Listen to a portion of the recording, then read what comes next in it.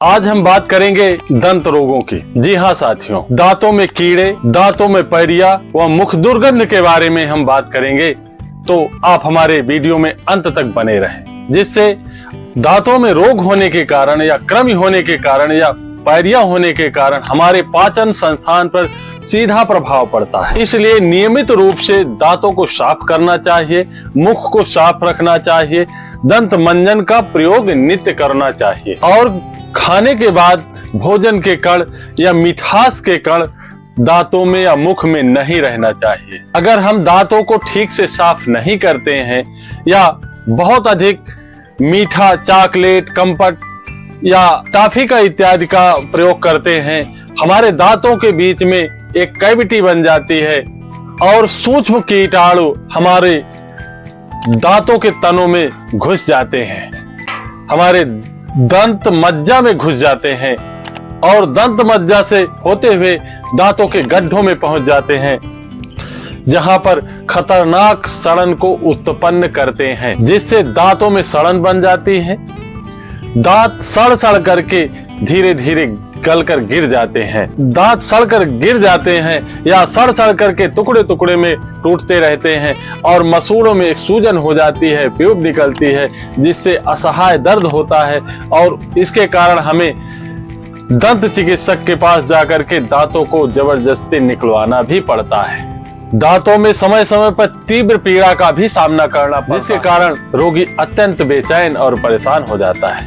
यदि ये बढ़ जाए तो दांत दर्द, स्नायु शूल, अस्थि आवरण, प्रदाह, मज्जा में पीप आना, दंत व्रण, गठिया, मुंह में दुर्गंध आदि उपसर्ग पैदा हो जाते हैं। मुख में दुर्गंध वह कैविटी लगातार अगर जम रही होती है, ये क्यों होती है? इसके कई कारण हो सकते हैं या होते हैं, जैसे कि प्रमेह भी एक कारण है, हमारे पेट में गंदगी भी एक कारण है, हमारे मुंह में ज्यादा मैल जमा होना शुरू हो जाता है, ज्यादा गंदगी होना शुरू हो जाता है, मुंह दुर्गंध शुरू हो जाता है, जिसके कारण धीरे धीरे पैरिया हो जाता है। या फिर कहें कि विटामिन सी युक्त उचित मात्रा में भोजन न ग्रहण करना, मधुमेह, क्षय, पांडु, गर्भावस्था आदि कारणों से भी हो सकता है।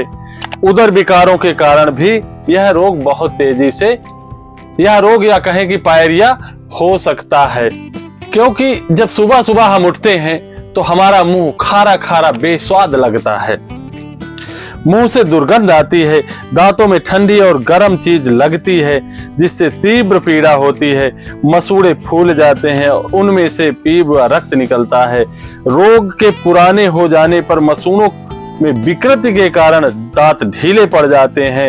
रोग बढ़ने पर हाथ पैर में दर्द, जोड़ों में सूजन आ जाती है। हमारे पूर्वजों ने बहुत अच्छे मंजनों का प्रयोग करते रहते थे और हमें बार बार दांत और मुंह की सफाई के बारे में चेताते रहते थे, क्योंकि अगर मुंह की गंदगी हमारे पेट में जाती है तो हमारे पेट को भी प्रभावित करती है। तो इसलिए हर बहेरा आंवला, पांचों नमक पतंग, दांत वज्र सम होते हैं माजू फल के संग। हमारे दांत मजबूत और मुंह स्वच्छ रहता है। अनार की छाल का मंजन यदि फिटकरी मिलाकर बनाया जाए तो दांतों के रोग दूर करता है। मौलसिरी की छाल काफी समय तक कुछ देर चबाते रहने से हिलते हुए दांत भी कुछ दिन अगर इसी तरह लगातार करते रहें तो मजबूत हो जाते हैं। अगर हमारे दांतों में पैरिया नहीं है तो सेंधा नमक और सरसों के तेल को मिला करके और रगड़ के मंजन किया जाए तो दांतों के लिए बहुत अच्छा होता है। दांतों के कीटाणु मर जाते हैं और दांत स्वच्छ हो जाते हैं।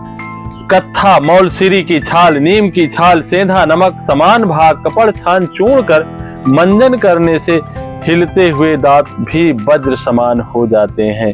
पीपल की जटा ताजी काटकर नित्य दतून करने से हिलते हुए दांत जम जाते हैं और दुर्गंध, मुख के दुर्गंध का नाश होता है। सेंधा नमक और फिटकिरी 5 ग्राम डालकर पीतल के बर्तन में रखें और तेज आग पर चढ़ा दें। सब चीजें जलकर भस्म हो जाएं, तब उतार कर ठंडा होने पर बारीक खरल करें।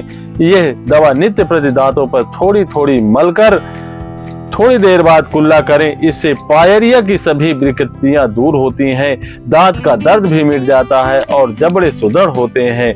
कहते हैं कि अगर मुख में दुर्गंध होती है तो कोई भी पास बैठने के लिए तैयार नहीं होता। मुख से अगर दुर्गंध आती है तो मिर्च, पीपल, चित्रक और बिधारा का एक योग बना ले और गुड़ के साथ मिला करके छोटी छोटी गोलियां बना करके और अपने दैनिक जीवन में रोज सुबह शाम प्रयोग करना शुरू करें, जिससे हमारा पेट शुद्ध रहता है। और पेट में जब गंदगी नहीं होती है तो मुख से दुर्गंध नहीं आया करती है।